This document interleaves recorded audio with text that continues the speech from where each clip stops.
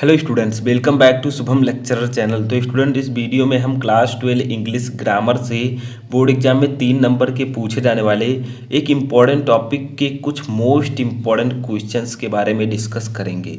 Student, जैसा कि आपको पता है कि क्लास 12 इंग्लिश ग्रामर में सिनोनिम्स 3 नंबर का पूछा जाता है।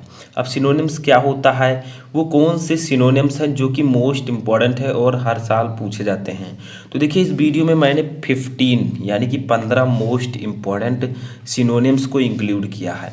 ये सिनोनिम्स आपके बोर्ड एग्जाम में सबसे ज़्यादा बार पूछे गए हैं, तो इनको जानना हिंदी मीनिंग के साथ मैं आपको स्टेप बाय स्टेप समझाऊंगा, क्योंकि अब आपके पास टाइम बहुत कम है। ऐसे में आपको अच्छी तैयारी करनी है। तो देखिए कैसे क्या होता है सिनोनिम्स और इसे हम कैसे सॉल्व करते हैं। देखिए, सबसे पहले यहाँ पर हमने लिखा है वर्ड, यानी कि इधर जो वर्ड आपका दिया रहता है एग्जाम में वो लिखा है मैंने, इधर लिखा है सिनोनिम्स, जो कि आपको समझना है। तो देखिए कैसे होता है। सिनोनिम्स का मतलब होता है, जैसे है ब्यूटीफुल, ठीक है, इसका अर्थ होता है सुंदर। अब कौन सा ऐसा वर्ड है जिसका अर्थ सुंदर होता है, यानी कि वर्ड तो आपका अलग अलग होगा पर उसका अर्थ समान होना चाहिए, ठीक है, उसी को हम कहेंगे समानार्थी शब्द। देखिए, ब्यूटीफुल का मतलब होता है सुंदर, तो आपका चार्मिंग, ठीक है, चार्मिंग हो गया, और एक हो गया प्लीजेंट। प्लीजेंट, इन दोनों का मतलब भी सुंदर होता है। तो देखिए, वर्ड तो अलग अलग हैं, ब्यूटीफुल अलग वर्ड है, चार्मिंग अलग वर्ड है, बट इसका जो अर्थ है वो समान है। इसी को हम कहेंगे समानार्थी शब्द।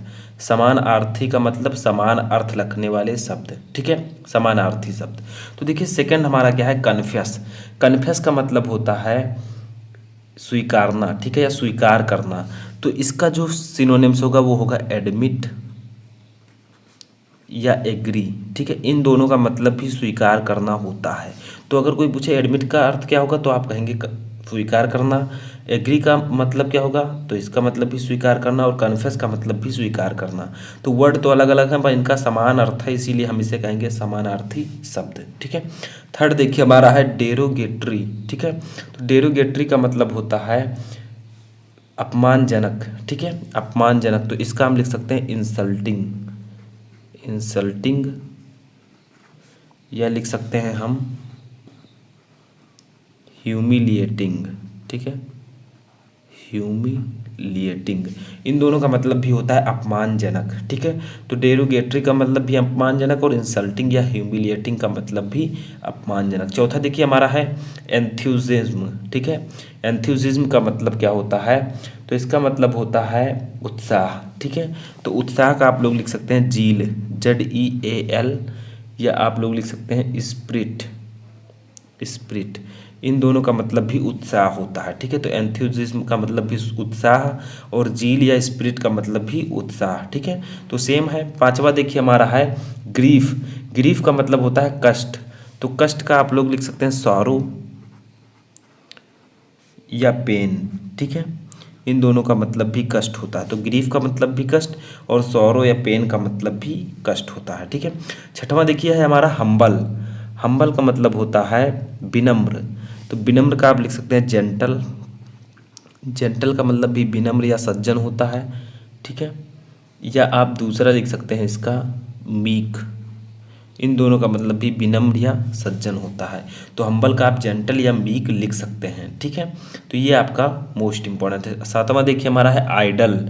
आइडल का मतलब होता है आलसी, ठीक है। तो आलसी का हम लिख सकते हैं डल,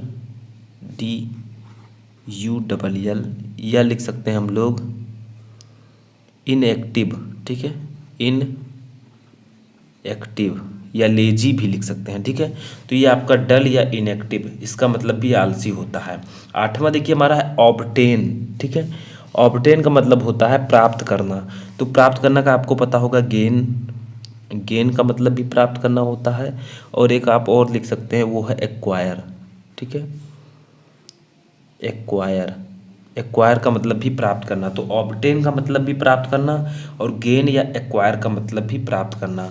आठवां है हमारा, सॉरी नौवां, ठीक है, आठवां तो अभी हमने देखा। नौवां है हमारा रेस्क्यू।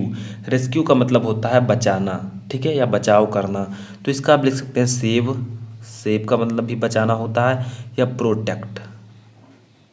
इन दोनों का मतलब भी बचाना या बचाव करना, ठीक है। तो रेस्क्यू का मतलब भी बचाना, किसी चीज़ का रेस्क्यू, सांप को बचाने का रेस्क्यू या फिर किसी पशु को बचाने का रेस्क्यू, उसे हम कहेंगे बचाव करना, उसका रेस्क्यू कर रहे हैं, ठीक है। सेव और प्रोटेक्ट का मतलब भी बचाना होता है। अगला देखिए 10वां हमारा है स्प्लेंडिड।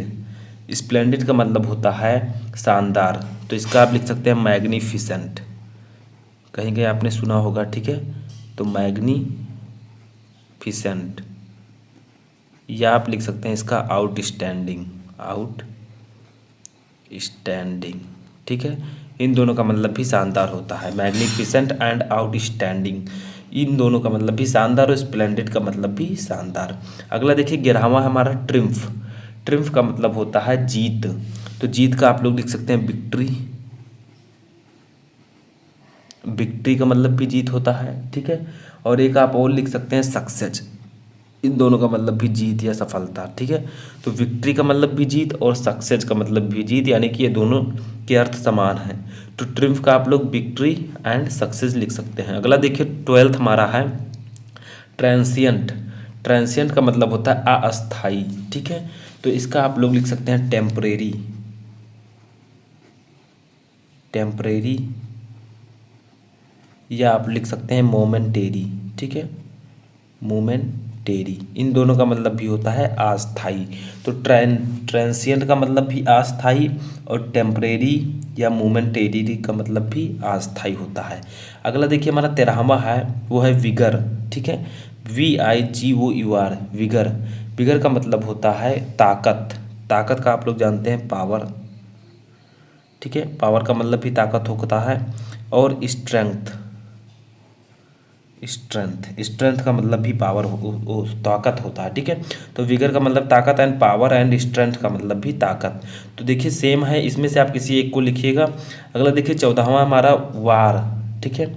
वार का मतलब होता है युद्ध, तो युद्ध का आप लोग लिख सकते हैं बैटल, बैटल का मतलब भी युद्ध होता है।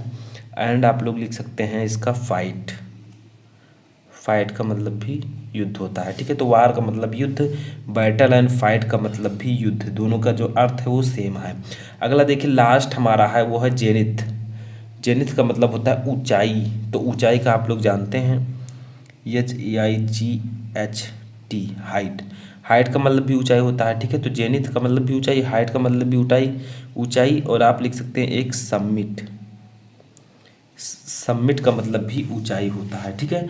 तो इन सभी में से आप किसी एक को लिख सकते हैं। देखिए एक आपको ऐसे दिया रहेगा सिंपली, जो 3 क्वेश्चंस रहेंगे उनके आपको 3 अलग अलग, यानी कि जैसे टेम्परेरी मोमेंटेरी में से आप एक को लिख सकते हैं, ठीक है।